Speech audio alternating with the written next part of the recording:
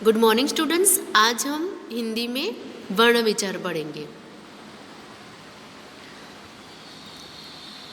बच्चों, आपने पिछली कक्षाओं में भी पढ़ा होगा और अपने अनुभव से भी जाना होगा कि विद्यालय में औपचारिक शिक्षा प्राप्त करते समय आपने सबसे पहले वर्ण या अक्षर लिखना ही सीखा होगा। जब तक किसी बालक को लिखना नहीं आता है तब तक वह ध्वनियों का सिर्फ उच्चारण करता है। इन उच्चरित ध्वनियों को जब लिखकर बताना होता है तब उनके लिए कुछ लिखित चिन्ह बनाए जाते हैं। ध्वनियों को व्यक्त करने वाले ये जो लिखित चिन्ह ही क्या कहलाते हैं? वर्ण कहलाते हैं। मानव मुख से उच्चरित प्रत्येक ध्वनि के लिखित रूप को वर्ण कहते हैं। यानी वर्ण किसे कहते हैं कि मानव मुख से उच्चरित प्रत्येक ध्वनि का जो लिखित रूप होता है उसको हम क्या कहेंगे? वर्ण कहते हैं।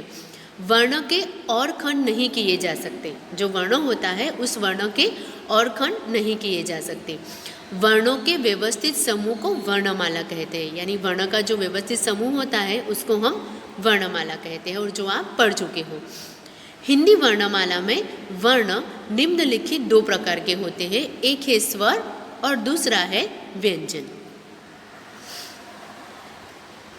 स्वर, जिन वर्णों के उच्चारण के समय हवा बिना किसी रुकावट मुख से निकलती है वह स्वर कहलाते हैं। हिंदी में 11 स्वर हैं। यानी स्वर किसे कहते हैं कि जिन वर्णों का जब हम उच्चारण करते हैं तो उच्चारण के समय हवा जो होती है वो बिना किसी रुकावट वो मुख से निकलती है, तो वो क्या कहलाएंगे?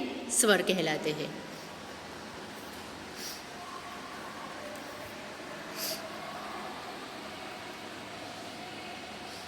व्यंजन, वे वर्ण जो स्वरों की सहायता से बोले जाए तथा जिनका उच्चारण करने के लिए हवा को मुंह में अलग अलग स्थानों पर रोकना पड़े वे व्यंजन कहलाते हैं।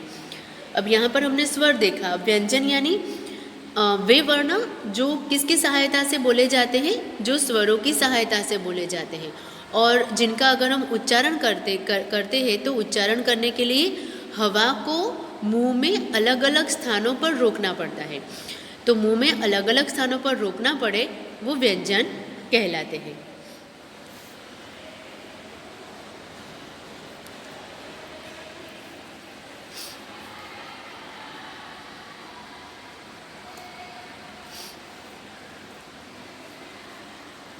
संयुक्त व्यंजन, संयुक्त व्यंजन यानी बच्चों दो भिन्न व्यंजनों के परस्पर संयोग को संयुक्त व्यंजन कहते हैं।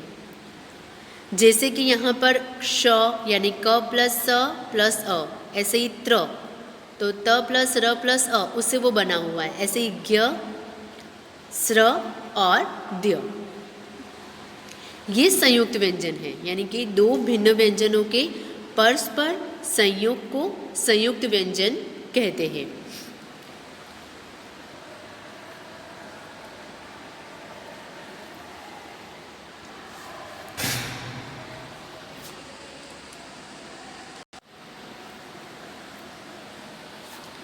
उसके बाद है बच्चों द्वित्व व्यंजन।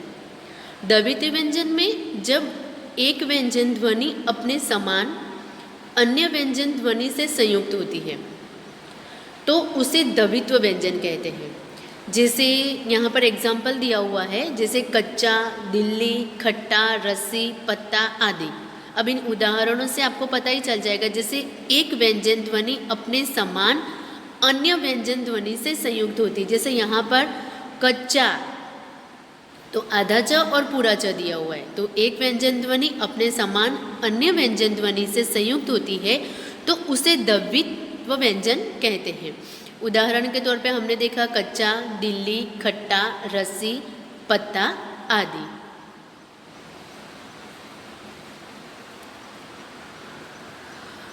तो बच्चों हिंदी वर्णमाला में अ से ओ तक 11 स्वर है। व्यंजनों के साथ मिलते समय स्वरों का प्रयोग उसी रूप में नहीं होता है, बल्कि किसका प्रयोग होता है? उनके चिन्ह का प्रयोग किए जाते हैं। अस्वर को छोड़कर से सभी के लिए मात्रा चिन्ह बनाए गए हैं।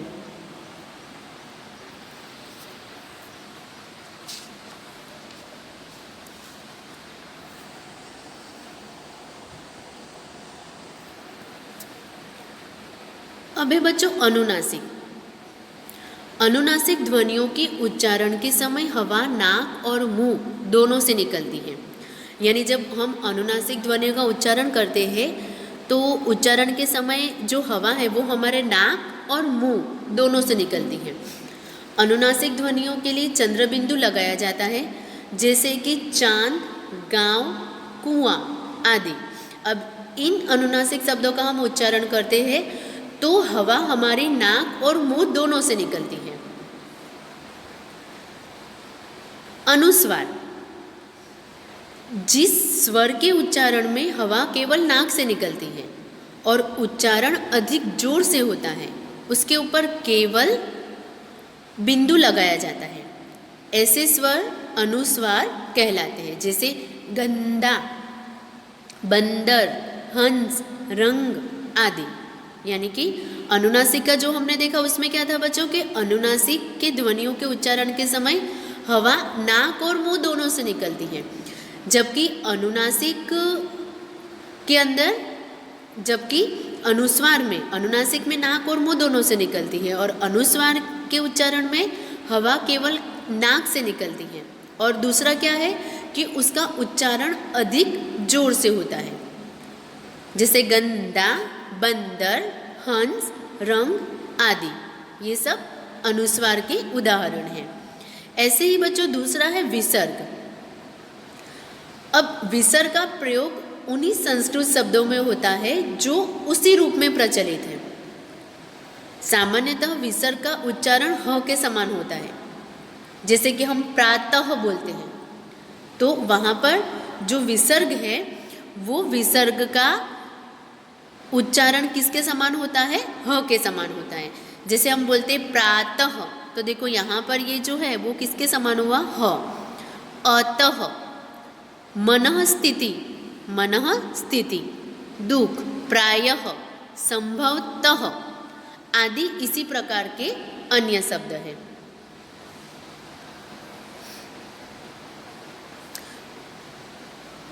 उसके बाद है वर्ण विच्छेद। अब वर्ण विच्छेद करते समय भी यही बात ध्यान में रखनी चाहिए कि स्वर के बिना व्यंजन अधूरा है। जैसे हमने अभी स्वर व्यंजन पढ़ा, तो वर्ण विच्छेद करते समय हमें यही बात को ध्यान में रखना है कि स्वर के बिना व्यंजन अधूरा है। वर्णमाला और वर्ण विच्छेद में सही क्रम का ज्ञान होने से हिंदी शब्दकोश में शब्दों के अर्थ ढूंढना अति सरल हो जाता है। जैसे यहाँ पर हमें वर्ण विच्छेद करना है तो सबसे पहले हम एक अक्षर को ही लेते हैं, उसके बाद हम शब्दों पे जाएंगे। जैसे यहाँ पर सबसे पहले है बच्चों म। अब म को हम उसको विच्छेद करेंगे तो उसका क्या होगा? जैसे सबसे पहले हमें म प्लस अ, यानी कि व्यंजन और व्यंजन के साथ में स्वर की मात्रा, तो म प्लस अ। माँ, माँ, तो म के साथ में किसकी मात्रा लगी हुई? आ, तो हमें सबसे पहले क्या लिखना है? म, और उसके साथ में देखना है वो कौन सी मात्रा है, तो आ है, तो म प्लस आ। उसके बाद है मी, मी है तो म प्लस ई, तो आदि। इस तरीके से जब हम वर्ण विच्छेद करेंगे, यानी कि शब्द का वर्ण विच्छेद करेंगे, तो हमें ऐसे ही एक एक अक्षर को विच्छेद करना है। जैसे यहाँ पर हम एक उदाहरण देखते हैं, जैसे कि एक शब्द है भावन। तो भावन के अंदर सबसे पहले हम भ लिखेंगे, ठीक है। भ प्लस भ के साथ में कौन सी मात्रा है? आ है, तो भ प्लस आ। उसके बाद व, भ प्लस आ प्लस व प्लस अ, क्योंकि व के साथ में अ है। और न, तो न प्लस अ। तो भावन का वर्ण विच्छेद किस प्रकार होगा हमारा? भ प्लस आ प्लस व प्लस अ प्लस न प्लस अ।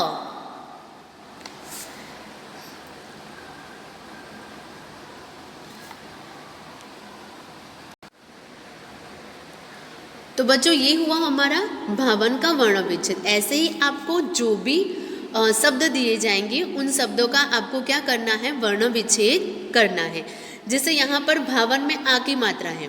एक और शब्द विदित है। अगर विदित शब्द के अंदर जैसे व, यानी कि विदित में छोटी ई की मात्रा है, तो व प्लस छोटी ई प्लस द प्लस छोटी ई प्लस त प्लस अ, इस तरीके से आपको एक एक अक्षर का मतलब विच्छेद करना है।